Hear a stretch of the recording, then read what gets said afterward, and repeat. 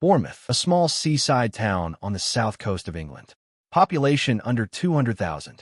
On Tuesday night, just 11,218 people packed into the modest Vitality Stadium. And in that little arena, Premier League history changed forever. May 19th, Bournemouth won, Manchester City won. A single goal of difference, but that 1 point detonated 320 kilometers away in North London. 22 years, 8,060 days. Arsenal are champions of England again. 39th minute, edge of the penalty area. A 19-year-old kid takes one touch, opens his body, and curls a right-footed strike into the top right corner. Then he celebrates with a somersault. Junior Kroupi, a 19-year-old French forward who turns 20 in June. That goal was his 13th Premier League strike of the season. And with it, he rewrote the record books. The most goals ever scored by a teenager in a debut Premier League campaign. He passed two legends to do it. Robbie Fowler in 1993 and Robbie Keane in 1999, both stopped at 12. A 30-year-old wall, broken by a teenager nobody had heard of 2 years ago. Then, late in the second half, two goalposts decided the title race. 91st minute, Bournemouth's David Brooks, one-on-one with the keeper. The goal yawning open in front of him, post. Within 60 seconds, the other end of the pitch. Rodri's shot smashes the upright. The rebound falls to Erling Haaland. He sweeps it home. 5 minutes into stoppage time, 1-1. Bournemouth fans sank to their knees. The City bench erupted briefly, but it was already too late. City didn't need a draw. They needed a win, and now they had no time left to find one.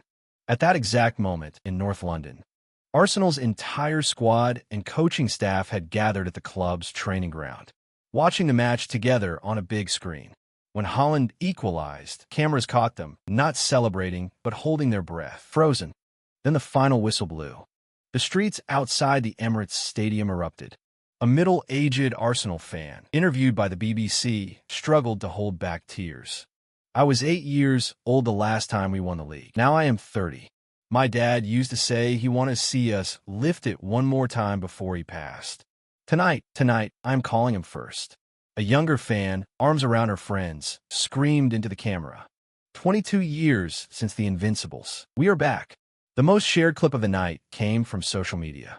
All season long, one Manchester City supporter had been mocking Arsenal on Twitter, calling them bottlers, posting memes after every Arsenal slip-up. The moment Kroupi's shot hit the back of the net, his live stream caught his face freezing in real time.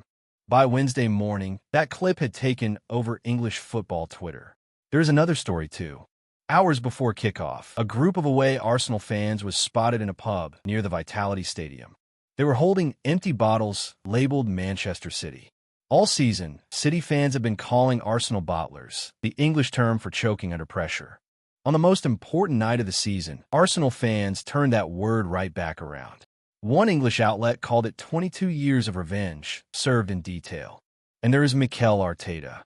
With this title, he becomes the first former Premier League player to win the Premier League as a manager. 3 consecutive seasons of finishing second, twice to City, once to Liverpool. 3 years of being the bridesmaid. On Tuesday night, that ended. How did the British press capture this night?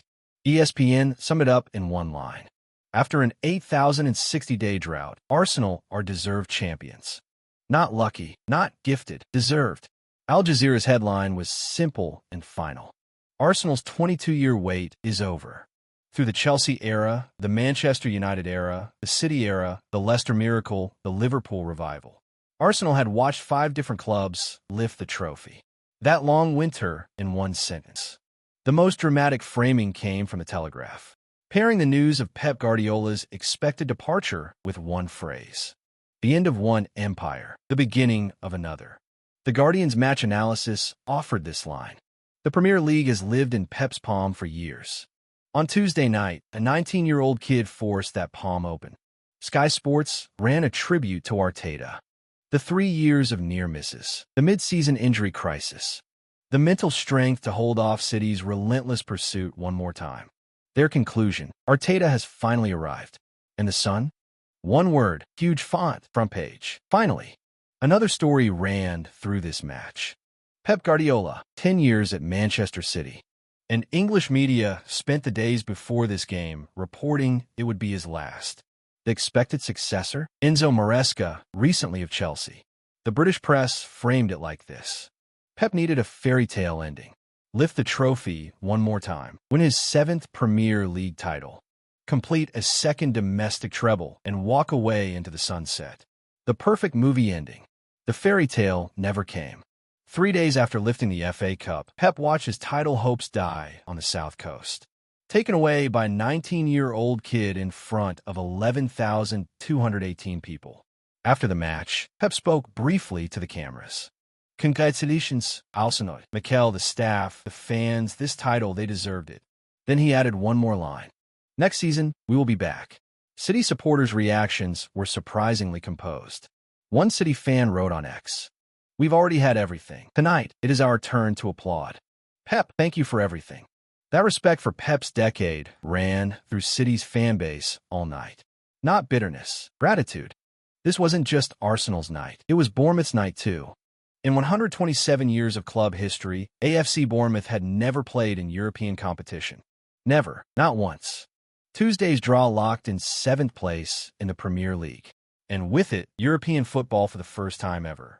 It was also Andoni Iraola's final home game. The Spaniard leaves this summer, replaced by former Borussia Dortmund manager Marco Rose.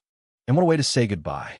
Holding Manchester City to a draw, extending Bournemouth's 17-match unbeaten run, and clinching Europe. When was the last time Bournemouth lost a Premier League match? January 3rd, against Arsenal. That's it. 5 months unbeaten.